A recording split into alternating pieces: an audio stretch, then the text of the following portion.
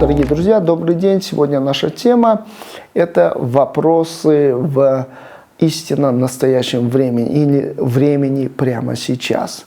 То есть на прошлом занятии, вы помните, мы употребляли два новых слова «жатер» и «отер». И сегодня мы используем эти же слова, но уже в вопросительной форме. Вы помните, что для образования вопросов нам нужны такие форматы, которые общие с отрицанием. Это «маме», «бабе», «папе». И теперь смотрите, что у нас получается. Если мы возьмем слово «жатер» и возьмем слово «я», в конце будет «жатермен» или «уотермен».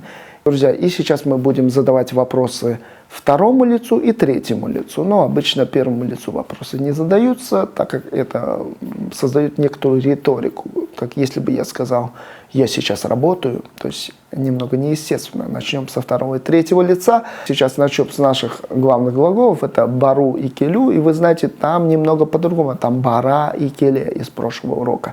И то есть, чтобы сказать «ты сейчас едешь», будет «сен бара жатерсен» или «сен келе жатерсен».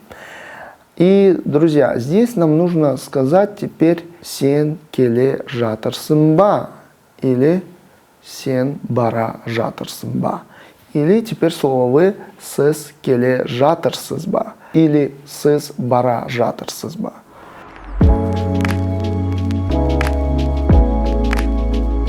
Друзья, и теперь мы возьмем глагол «играть», это будет глагол «ойнау», и мы сейчас скажем «ты сейчас играешь». Это будет звучать «сен казыр ойнап жатырсың» или «сен казыр ойнап отырсың».